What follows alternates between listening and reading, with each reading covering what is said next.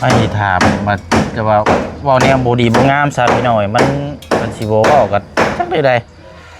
แปลว่างอน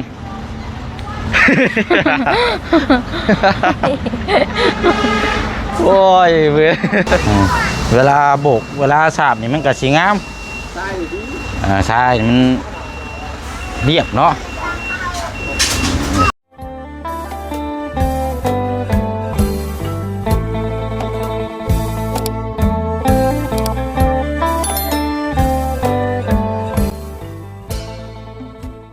ฟังน้องหมูเลยเอาไปทำอีกน้องหมูเนาะเอาไปหน่อยกำลังพูดคุยกันเรื่องทรายเพราะว่าทรายนี่บ่เสียงให้ทางพอสร้างโทรสั่งเลยแล้วก็จังสีได้ไปจ่ายน้ำลังนะพี่น้อยเนาะก็เลยบ่ได้เข้าไปสร้างอีกพี่น้อยเดี๋ยวมันสิซ้ำกันเนาะคันสิเว้ากันเดี๋ยวสิซ้ำร้อยกันเดี๋ยวสิงานงอกได้พี่น้อยเนาะเนาะเอาก็เลยนี่แหละพี่น้อยซื้อลบอันน่ะข้างเฮือนเนาะเพราะว่าย่านเดี๋ยวฟ้าฝนตกมามันสาดเดี๋ยวมันจะเปียกพี่น้อยเนาะก็เลยซื้อมาให้ทางสร้างเพิ่นยาว6 เมตรเพื่อไว้นี่แหละก่อนปึ๊บเอานี่แล้วพอเด้อแล้วก็เป็นอุปกรณ์บานพับประตูพวกนี้แหละบอกเมื่อนั้นยังว่าท่านได้ซื้อมาอยู่ในถุงนี่แหละพี่น้อย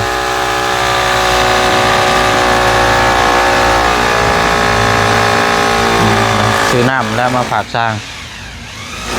อันนี้ก็เบิดไป300,000 ปลายเนาะเกือบ400,000พี่น้อยน้อยๆนึงกันแต่เบิ่งทางซ้ายวันนี้มู่ว่าจีเท่าไรแล้วต้องขอสร้างเพิ่นสร้างมาเนาะพี่น้องเนาะเอาพี่น้องเด้อเนาะสบายดีพี่น้องน้ำกันเบิดสุคนมาพบมาเจอกันอีกคือเก่าคือเดิมพี่น้องเนาะเวียกงานกันนี่แหละพี่น้องอะไรมันขาดเฮาก็ซื้อมาให้สร้างเนาะมันเป็นแบบนิ่งซี่เลยพี่น้อยเป็นแบบเครื่องกระจกกระแจกบางเทื่อกันนะพี่น้อยเนาะมันบ่ขาดเฮาก็ต้องนำให้สร้างพอสร้างเพิ่นก็สิได้มีเวียกงานต่อเนาะถือว่าเป็นมื้อที่4แล้วมื้อนี้พี่น้องสำหรับทางห้องครัวของทางน้องอ่อนเนาะมือที่4ตอนนี้ก็ทางสร้างเขากำลังจะโบกแล้วก็สีลำเลียงไม่ดาแนงบอกดูว่าจังใดพี่น้อยเนาะเดี๋ยวไปเบิ่งไปคุยน้ำกันแล้วก็เนาะขอบใจขอบคุณทางพี่น้องปะดุง FC เฮานำเบิดสุคนเด้อเนาะที่ติดตามแล้วก็เป็นกำลังใจให้เนาะพี่น้องเนาะแล้วก็เรื่องของครัวเนาะกับขอบใจละลายเนาะที่ส่งกำลังใจให้กับพี่น้องกับว่างามหลักกันใหญ่สุดยอดประชันเนาะพี่น้องเนาะเบิ่งแย่งกันเด้อพี่น้องเด้อเนาะเบิ่งน้ำกันเนาะพี่น้องจนแล้วจนทั่วพอแล้วเนาะเดี๋ยวเอาน้ำนี่ให้ทั้งสร้างก่อนมื้อนี้เอาน้ำสปอนเซอร์มื้อนี้เพราะว่าบ่ได้เอาประเภทน้ำมาดมเนาะ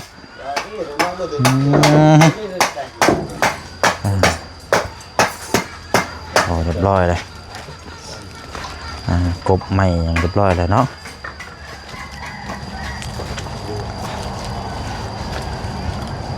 โอ้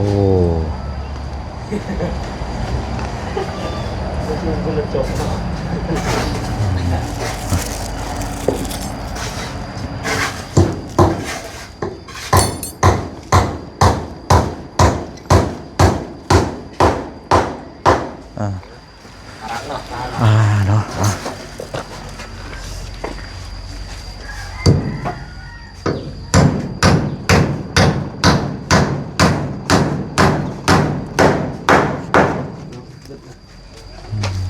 แต่เดี๋ยวดูเจ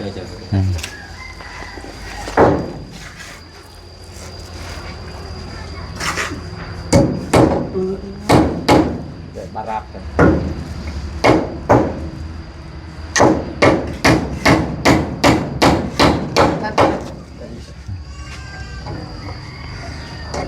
น คันคือตอนเทคานตัวนี้นั่นคันว่าเอาเหล็กมาปักหมุดไว้นี่สิง่ายชุมเจ้า ปักเล็กหมดคือใช่นี่ ปักหมุดเรียงแล้วก็มีแต่เจาะหูไม้ก็ซบใส่เลยซบใส่เลยแล้วมันสิมันสิดีกว่านี้นะมันก็สิเนียนนิด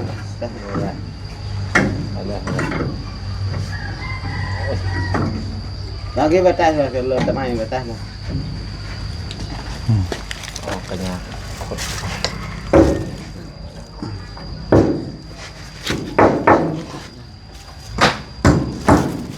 ใช้สั่ง2 เม็ดก้อนป่ะ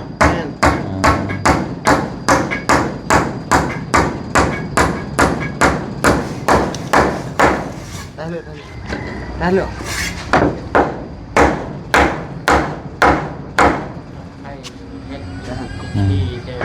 đó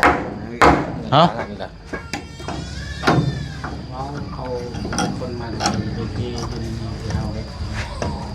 กินระเบิดป่ะแน่นอนอยู่แล้วแถวนี้นะบ่อยากว่าเฮ็ดเวียกแถวนี้นี่เขาต้องอดได้แถวนี้ยิ่งภาคฝนตกมานี่บ่ว่ากินระเบิดนี่สกปรกแห้งพี่น้องแบบแบบเขารู้ว่าเนี่ยเด็กน้อยเนาะน้อยผู้ใหญ่ก็เพื่อกันเลยติพ่อโดยแล้วซื้อมาผักบรรยากาศโดยเราเรื่องกินระเบิดพี่น้อยมันกินแห้ง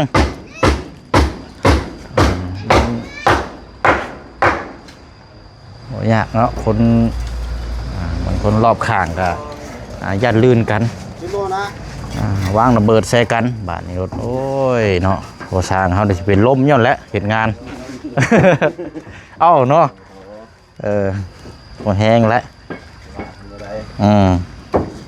เป็นลมเลยนี่เดี๋ยวเราแต่สร้างนั่นก็เก็บบินไว้ให้เขาเด้อแต่ว่านั่นมาเนี่ยเขาจะเอาบินจังสิไปจ่ายเราทางซ้ายอยู่ห้านลุ่มบ่คือห้านเทิงห้านสังกะสีเนี่ยบ่อ๋อ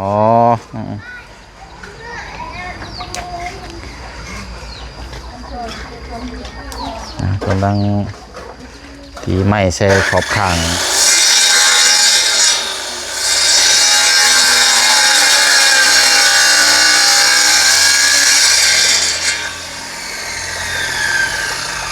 ได้เลย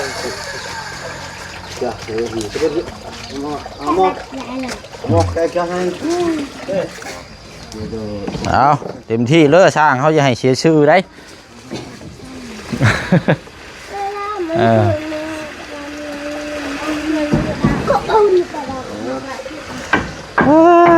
มาเบิ่งทางนี้ก่อนมือที่4แล้วเนาะสำหรับทางช่างเขาสวัสดีไม่กระบง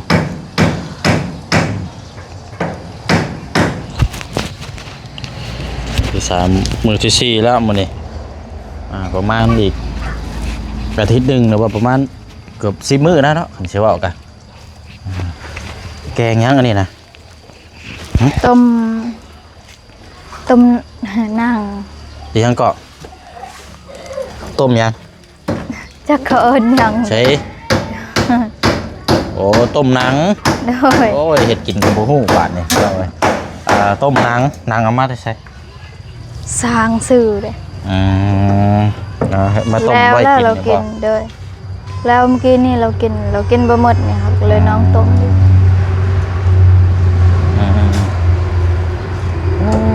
อันนี้ถามมาจะว่าเนี่ยโบดีบ่งามซะพี่หน่อยมันสิบ่เว้ากันจักได้แปลว่ามาหลายเทื่ออะไรมันอันนี้บ่ได้ความสุขภพซะเนาะคือรอบข้างเวลากระเจ้าถ่ายยังถ่ายไปรถบ่นี่ถ่ายแบบลาวเด้ถ่ายเด้ผู้ใหญ่บ่คือผู้น้อยนี่นะผู้ใหญ่นะผู้น้อยนะถ่ายแบบบ่ได้คุดคุมแบบปล่อยไปเลยแบบกลางคืนเด้กลางคืนกับเราถ่ายแบบบริเวณโอ้กินย่างไปแถวนั้นคนชลบทางช่างกับว่าน้องก็จักสิเว้าแบบใด ก็บ่ฮู้คือกันเรากลางคืนเด้อ ต้องรักษาความสะอาดช่วยกันได้เนาะ โดย โอ้บ่ไหวเด้พี่น้อง น้องก็ บ่ รัก สิบ่ ษา เว้าแล้วมันก็หลายเทื่ออยู่นะแต่ว่าหากกบ่ติของน้ำเขาเจ้าก็บ่มีเนาะ โดย แต่ว่าก็เฮาก็สิป้องกันอยู่ในก็เพื่อความผู้อื่นแขกอื่นบ้านบางไกลมาติดในซี่แล้วเนาะมันก็ แบบน้องอยากเว้าหลายเรื่องนี้ อะไรมาหรอกโอ้พี่น้องกินระเบิดโอ้โหอยู่แล้วว่ากินนี่มันแบบโอ้เฮาธรรมดาเยอะเว้ยเขามานี่แป๊บนึงจะออกไปแต่ว่าทางผู้ไปเฮ็ดเวียกอยู่นี่แล้วเนาะ โดยแบบเฮาก็งงในใจอยู่แบบสร้างเฮ็ดเวียกก็มีแต่บ่สะอาดเล มัน ย กินนี่แห้งอยู่แล้วเจ้าไปย่างไปเบิ่งไหมมันขาดปลอดภัย มื้อนั้นก็น้องแหละเอาเคดินก็ทมเลย ไอ้นี่โบทมโมยังเลยโอ้ยกิน น้องก็เอาดินทมก็เว้าน้องเว้าแหละบ่อยากแบบทายละอยู่นี่เฮาเว้าทายผู้อื่นแน่ขอแน่เฮาเว้าขอไปทายผู้อื่นแน่แบบนี้บันนี้แหละเราอยากเฮ็ดเวียกเฮ็ดงานซอยแบบให้สะอาดแน่เฮาเว้า เอาครับปกติสร้างเพิ่นกับบ้านอื่นเนาะเพิ่นเบิ่นบ้านไก่เพิ่นมาเฮ็ดเวียกเฮ็ดงานกะอันนี้เราเฮ็ดงานเวียกนำก็กินลมน้ำหอมน้ำพี่น้องสิลบพอดีแล้วแบบนี้โอ้ยไหวพี่น้องแบบชุดแล้วกันสิว่าก็แบบมันเนาะ เด้อ นี่แต่อดเนาะและทางสร้างเฮาก็เฮ็ดนี่ได้พี่น้องเอ้ย โดยน้องก็อยู่วันนี้ตลอดก็อดเอาแหละจนวินหัว ย่างไปกินนี่แบบอึ้งด้วยอะไรกินนี่ น้องหันกระแตก นี่ก็ได้ถามได้มันแบบโอ้ว่าสิบ่ถามก็มันเลื่อยได้กันคือว่า โดย ปกติไอ้มานี่ก็จีอันนี้อยู่แต่ว่ามามื้อนี้น่ะมันนี่แหละกินหึงแน่เจ้าย่างไปบ้างไป เขาย่างเลยแต่เช้านี่เขาเฮ็ดทำความสะอาดบนนี้คอยก็จนลมเลย โอ้ น้องก็งงอยู่ ไหวเลยพี่น้อย มื้อนั้นเขาบอกแล้วบอกกับเราได้พังเลยแบบให้ไปทายบนอื่นแน่เขาน้องบอกยังเราได้พัง มันเปื้อนเนาะ โดย กันว่าฝนตกในยังโอ้ว้าวเลย ตกน้องแบบกินข้าวกับบ่แซ่บเลย บ่ไหวเลยแบบคือคนมาแน่นแน่สิโอ้ขึ้นท้องขึ้นใส่ได้แหละ เด้อแบบกลางเว้นเราไปแล่นอยู่ป่าเนี่ยกลางคืนนี่แล้วเฮือนเฮาสิใส่ซื้อหยังซื้อดอกเฮาสิใส่ดอก หลบไฟ โดยใส่ดอกไม้ ก็ใช้หลบไฟหุ้งแจ้งนี่ก็สิบ่ปานใดหรอกเนาะ โดย อันนี้มันมืดเนี่ยก็เจ้าก็เลยชุมใช้นี้บาดนี่ โดย ต้องซื้อหลอกไผ่มาใส่หลายๆแล้วก็เจ้าจังบ่กล้าเนาะหุงรอบๆอันนี้เพื่อนเจ้าบัดมีแตลอกเดียวหุงเจอยู่ในพี่มันมืดอยู่ในข้างกอไผ่กันก็ยก โดย มองหันแล้ว แบบ โอ้ ซื้อไผ่กระตอเลยให้มันแจง อืม แบบเขาอยากทายกับเขาแบบขัดเคินๆแน่เราเห็นแจงเลย อืม นี่ก็มืดพอดีเรา มันมืดมันกับบ่ตีแล้วเนาะ ดู พี่น้อยเนาะก็น่ารถชายมาแล้วโอ้สิได้เทนี่แหละตัวทรายขาดพี่น้องทรายมาเพิ่มบิดนั่นก็เบิ่งน้ำกันพอได้สิแล้วจนแล้วจนทั่วพอนะเพราะว่า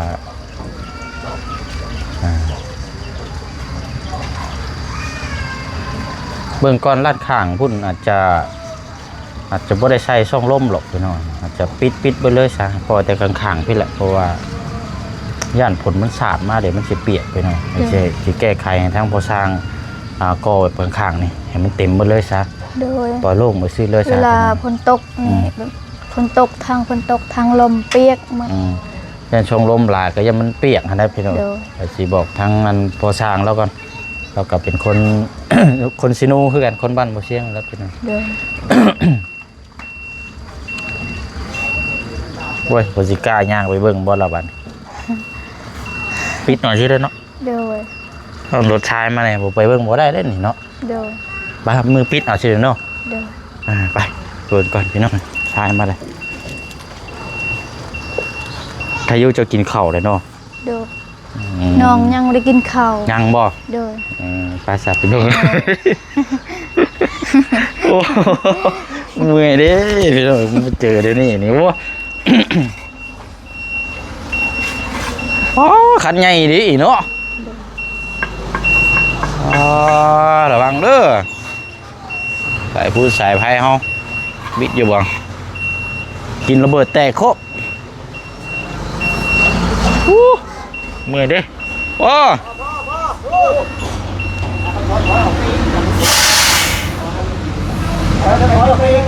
ไปไหนมาหนึ่งเขาเข้ามาไปไหนมาจะนั่งครับ บอกแล้วเอางอน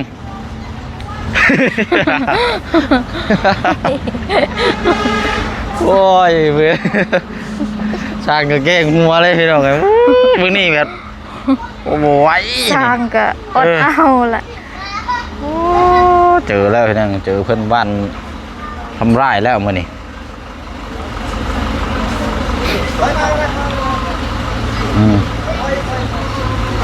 เอาวินมาแล้วพอเด้อเอาวินมาให้แน่พอรถเทรถได้ดอกเทเลย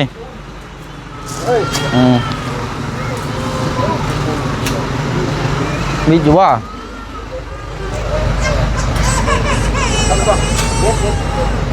แล้วรับรถอะไร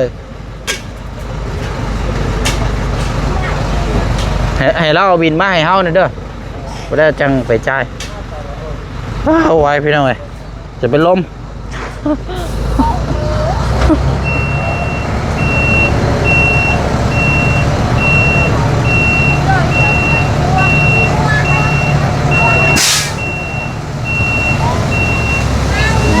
ใครอยู่ทรายนี่เนาะมันก็สีเวลาโบกเวลาสาบนี่มันก็สีงามทรายมันเรียบเนาะสีงามแบบนี้ใครอยู่แล้วพ่อไปเอาบินไม้ครับไปแล้วเขาจะไปจ่ายทีนึง เล่าแล้วเอา ฮะได้ละ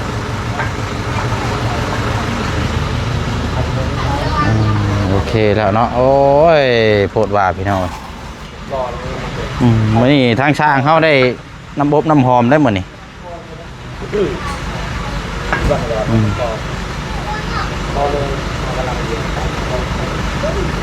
โอเคอ่ะ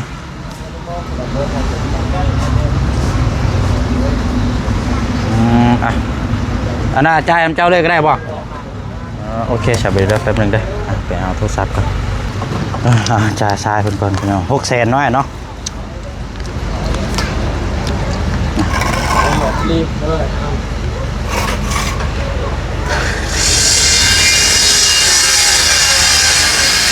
เจาะลวงน้ำthìเจาะตังน้ำลวงตาลังหังลัง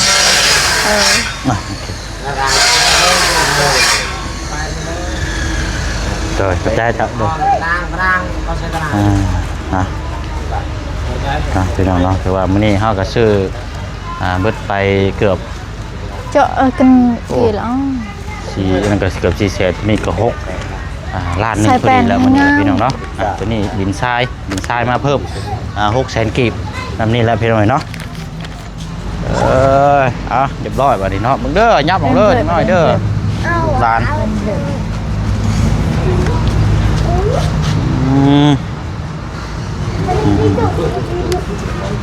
ดีแล้วพี่น้องน้ำอบน้ำหอมเท่ดิมื้อนี้เนาะโคตรแดะนี่กลิ่นหอมแตกโคตรแท้นี่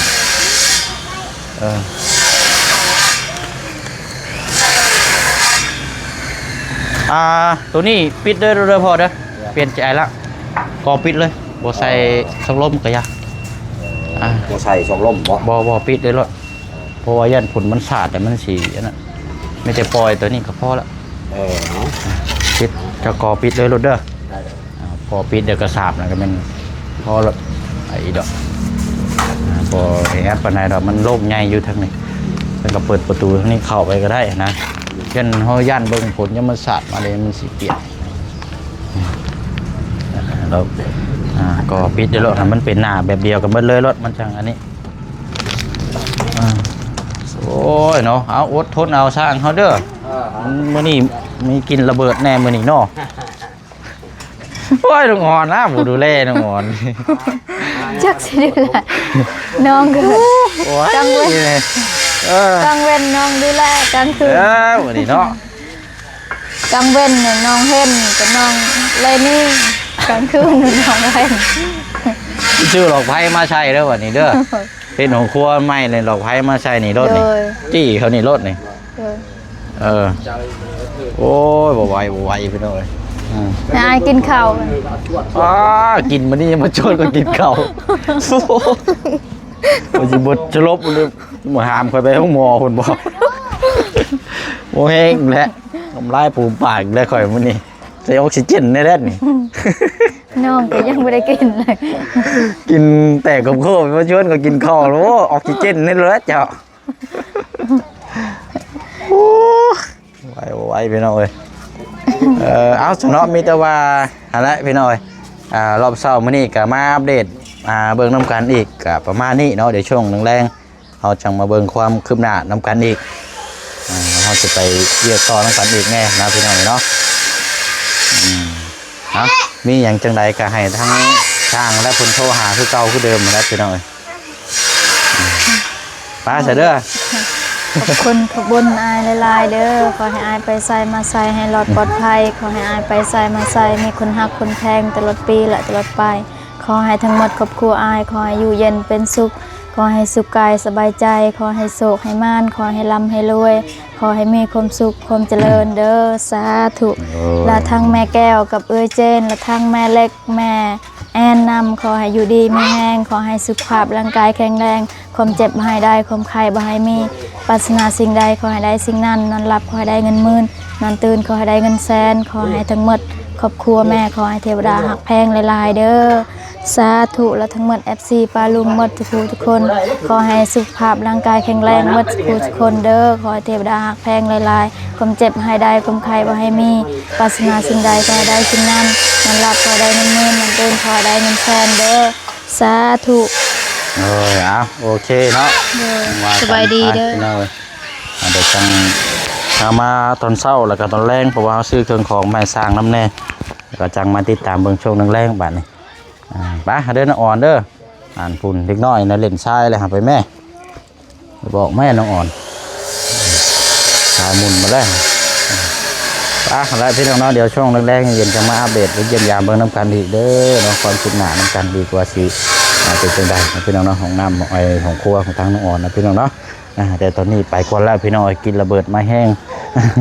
เอาบายบายเด้อพี่น้องเด้อนอนบนสุขุสุคนสบายดี